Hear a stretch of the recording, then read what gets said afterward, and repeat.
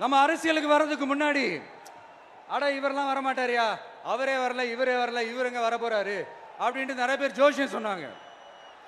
அப்புறம் நம்ம கட்சியினுடைய பேர் அறிவிச்சதுக்கு அப்புறம் பேரு தானே அறிவிச்சிருக்கிறாரு, மக்கள் கிட்ட பேர் வாங்கணும்ல, அதெல்லாம் முடியாதுன்னாங்க.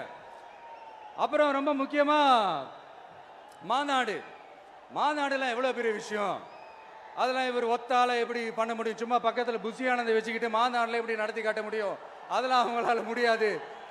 அப்புறம் மழை பெஞ்சு எல்லாத்தையும் கெடுத்துரும், ஏன் என் கூட இருக்கிறவங்களே கூட தான் சொன்னாங்க.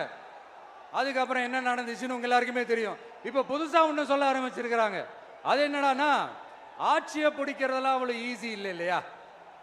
இப்ப அதெல்லாம் விட்டாங்க, இப்ப இங்க வந்துட்டாங்க. இவர் நேரா ஷூட்டிங்ல இருந்து வருவாராம், வந்து ஆட்சியை பிடிப்பாராம். அது எப்படி இவராலே முடியும், அவராலே முடியல, இவராலே முடியல, அவருக்கு அத்தனை வருஷம் ஆச்சு, இவராலே எப்படி முடியும்ட்டு ஒரு பக்கம்.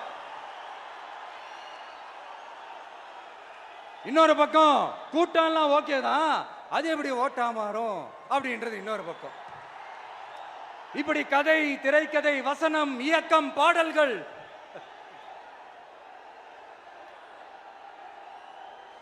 அதனால இந்த அரசியல் ஆய்வாளர்களுக்கு நான் சொல்றதெல்லாம் ஒண்ணேதான், நல்லா கேட்டுக்கங்க.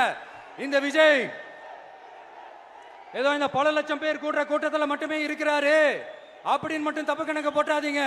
ஏன்னா நம்மளுடைய இந்த கூட்டம் வெறும் ஓட்டா மட்டும் இல்லைங்க, வரப்போற தேர்தலில் மக்கள் விரோத ஆட்சியாளர்களுக்கு நாம வைக்க போற வேட்டா,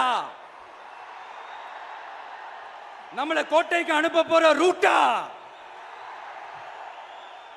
இருக்க போதுன்னு சீக்கிரமாவே தெரிஞ்சுப்பீங்க. ஏன்னா கோடிக்கணக்கானவங்களோட ஹார்ட்லயும் வீட்லயும் ஏற்கனவே ஆல்ரெடி உயிரா உணர்வா உறவா இருக்கிறோம்.